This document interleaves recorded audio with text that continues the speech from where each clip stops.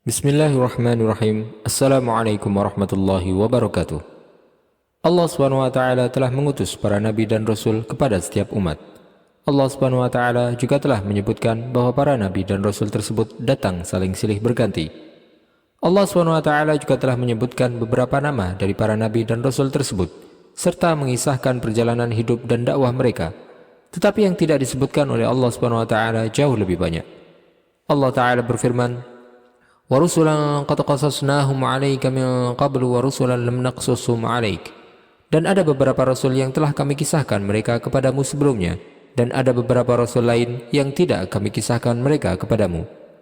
Yang berarti ada banyak rasul yang tidak disebutkan oleh Allah Subhanahu wa taala dalam Al-Qur'an, baik nama ataupun kisah mereka.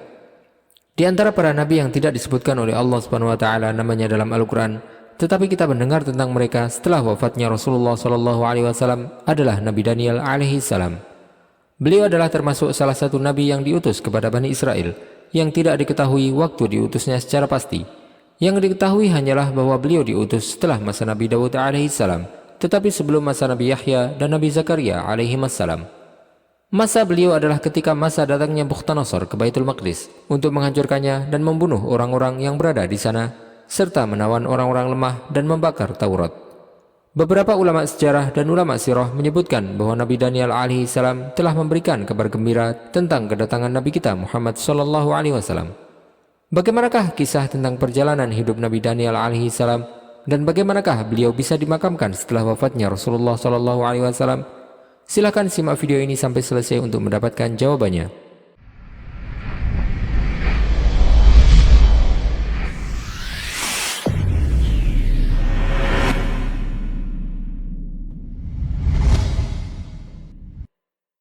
Ibnu Abi Dunya meriwayatkan dengan sanad yang hasan sebagaimana yang disebutkan oleh Al-Hafidz Ibnu Katsir dari Abu Zinad bahwasanya dia berkata, "Aku melihat di tangan Abu Burdah bin Abu Musa al-Asy'ari sebuah cincin yang terukir gambar dua ekor singa, di mana di tengah-tengahnya ada seorang laki-laki yang dua singa tersebut menjilati lelaki tersebut."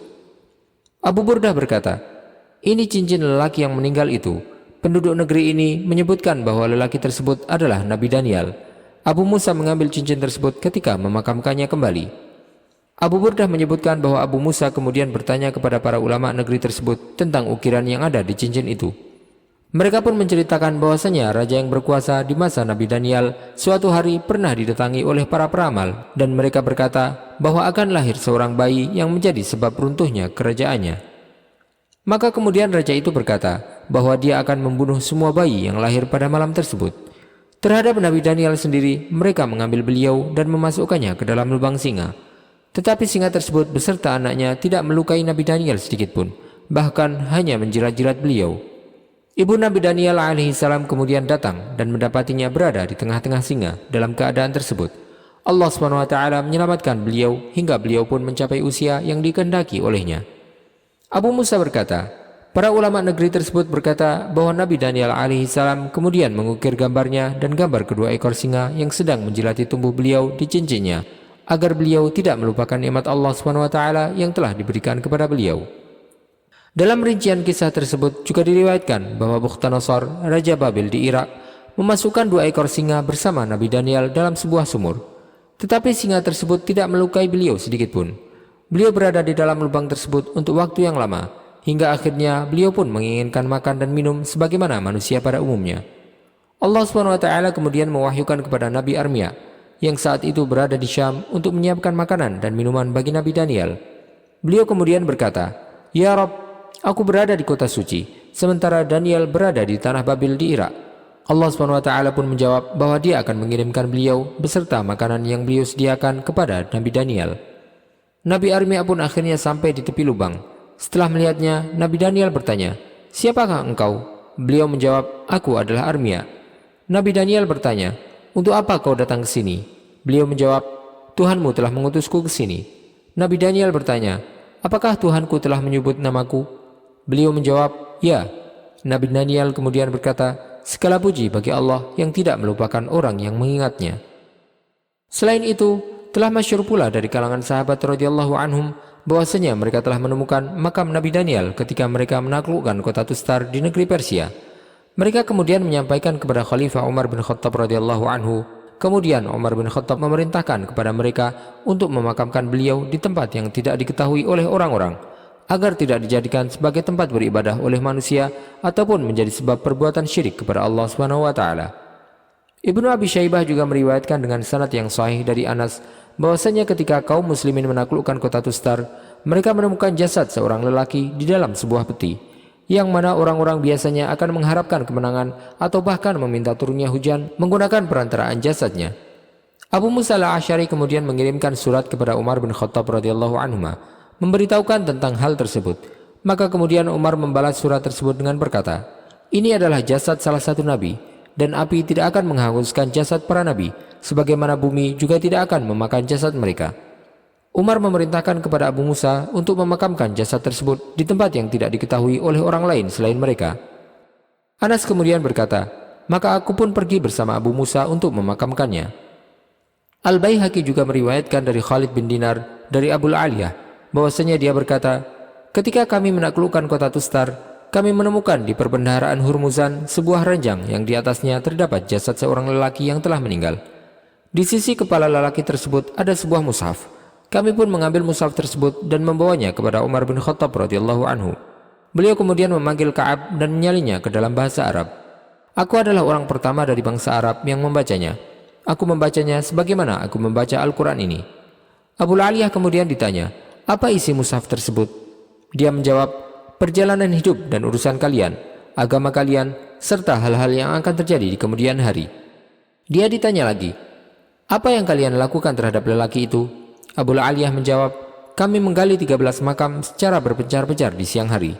Kemudian di malam harinya kami menguburkan lelaki tersebut di salah satu lubang makam itu, dan kami tutup semua makam yang ada, agar orang-orang tidak tahu di sebelah mana lelaki itu dimakamkan, sehingga mereka pun tidak bisa untuk membongkar lagi jenazahnya." Dia ditanya lagi, "Apa yang kalian harapkan darinya?" Abu Aliyah menjawab, "Biasanya jika langit tidak menurunkan hujan, mereka akan membawa keluar jenazah lelaki tersebut sehingga hujan pun turun." Dia ditanya lagi, "Kira-kira menurut kalian siapa lelaki itu?" Abu Aliyah menjawab, "Seorang lelaki yang dikenal sebagai Daniel." Dia ditanya lagi, "Berapa lama jasadnya ditemukan?" Abu Aliyah menjawab, "Sejak 300 tahun yang lalu." Dia ditanya, "Apakah tidak ada yang berubah dari tubuhnya?" Abu Aliyah menjawab, "Tidak, kecuali hanya beberapa helai rambut di tengkuknya, karena jasad para nabi tidak akan rusak oleh tanah dan tidak akan dimakan oleh binatang buas." Nabi Daniel alaihissalam telah meninggal sebelum datangnya Islam. Raja Persia kala itu telah menangkap dan memenjarakan beliau. Bukti-bukti dari hal tersebut adalah bahwa jasad beliau senantiasa dijaga dan mushaf yang bersama beliau memberitahukan tentang hal-hal gaib yang akan terjadi di masa depan, yang hal tersebut tidak mungkin akan bisa diketahui tanpa perantaraan wahyu. Kitab tersebut ditulis dalam bahasa Ibrani yang kemudian diterjemahkan oleh Ka'ab, yang merupakan seorang yang beragama Yahudi sebelum dia masuk ke dalam agama Islam. Para sahabat juga telah mengetahui bahwasanya lelaki tersebut adalah Nabi Daniel, meskipun mereka tidak menyebutkan alasan yang menjadi dasar pendapat itu. Kisah tentang perjalanan hidup Nabi Daniel alaihissalam sendiri tidak diragukan lagi bersumber dari Israiliyat, yang tidak disebutkan satupun dari Rasulullah SAW.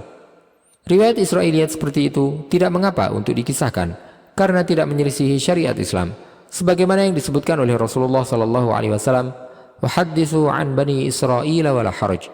Tidak mengapa kalian ceritakan hal-hal yang bersumber dari Bani Israel. Wallahu ta'ala a'lam wa sallallahu wasallam wa baraka ala sayyidina Muhammadin wa ala alihi wa sahbihi ajma'in. Jika Anda menyukai video ini, silakan klik tombol like dan juga subscribe channel ini sebagai bentuk dukungan kepada kami untuk dapat menyajikan video-video bermanfaat lainnya kepada Anda. Dan jangan lupa untuk bagikan kepada orang lain agar video ini dapat memberikan manfaat lebih luas bagi kaum muslimin. Wassalamualaikum warahmatullahi wabarakatuh.